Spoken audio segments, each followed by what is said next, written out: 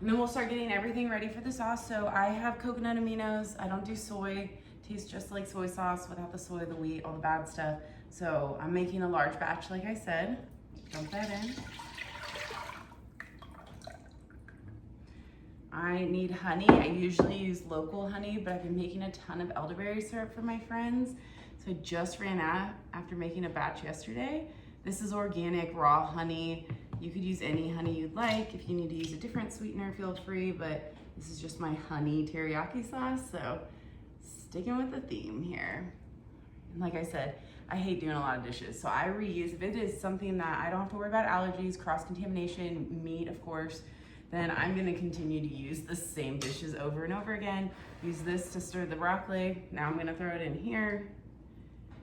When I work with people with different allergies, I have to be extremely careful about cross-contamination. You never want to get somebody sick, have them get an anaphylactic reaction, so just be careful if that's what you're doing.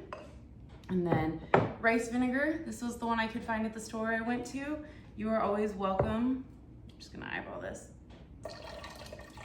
to get a different vinegar if you want. If you're allergic, I'm sure it would do the same thing. It wouldn't have exactly that Asian flavor, but you could do apple cider vinegar or whatever you have on hand. And then, okay, use all these things to get dirty. We've got ginger. Anytime I can eat something with ginger and I know it's boosting my metabolism, yes please. Can I please eat and get thin? That's all I want. That's all I ever try to do. Okay, and then some garlic because we love garlic.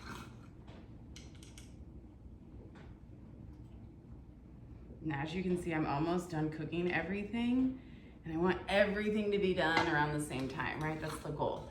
You don't want to be in your kitchen forever. You don't want it to take hours and hours. You want it to all be done at the same time, plate everything up, move on.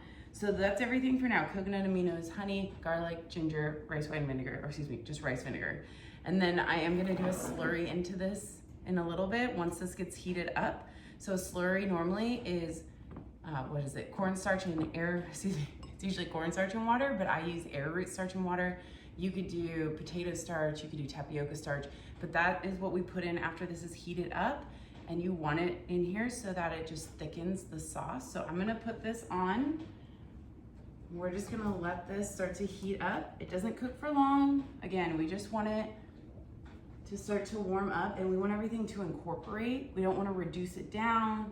That's not the point here. We just wanna get it nice and warm, get all the seasoning mixed in. We want everything to emulsify, and then once it comes to a simmer, I'm gonna do my slurry, which I'll show you all how to do, and then I'll show you what it looks like to pour that slurry in and how quickly it thickens up. It's pretty amazing. You could do it in gravies. I've seen people do it in soups. Slurries are in a lot of sauces, I'm not gonna lie. It's just that binder that thickens it and keeps everything emulsified so it doesn't separate like you normally would see in a salad dressing that isn't, you know, processed, it's natural. So that's all we're trying to do here. My sauce has come to a boil. So I turned it down onto low. It's still gonna boil a little bit. Grab my arrowroot starch, my water, dump it in. And then the most important thing here is we want no chunks. If you leave the arrowroot starch powdered like this or in chunks, it's going to coagulate and it gets really gelatinous and you have like bubbles and balls of these gelatin balls, and it's really, really disgusting to eat. I've had to strain them out of gravies at my cafes before, and it is not a fun thing to do. So as you can see now, it's just water, basically. So watch how thick this will get once I dump it in.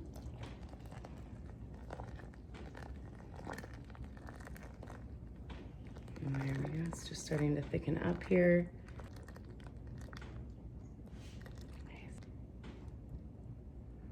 And now we'll go ahead, give that about a minute left to simmer, and we'll take it off the heat when it's done. Oh. So as you can see, that's really, really thick. You can see the arrowroot starch, the slurry, has really thickened that sauce up. That's the consistency you want. It's only been on here on low for another minute. We're gonna take this off, and then we'll start getting ready to build our bowls. I love to ladle my sauces and my dressings into these 32-ounce containers I get off of Amazon so that I can store them in my fridge or freezer really easily and they stack really easily. Because I'm going to be giving these to family and friends, I actually am going to fill these little 2-ounce containers. I can get them at Costco, Sam's Club. You could get them online at Amazon, so they're really easy to find. I'm sure that other stores have them too. And look at how beautiful this sauce turned out. Oh my goodness. Okay. So just fill these little guys up. It's so thick.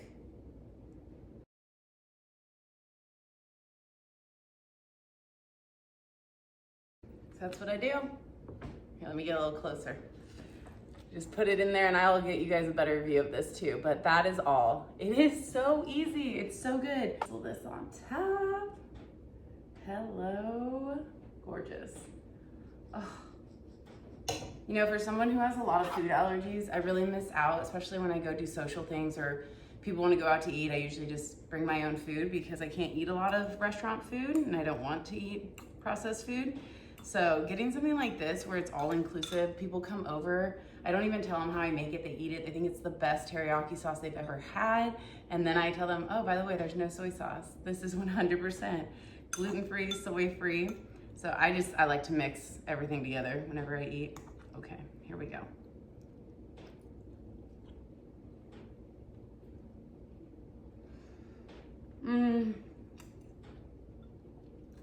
It's sweet, but it's not too sweet.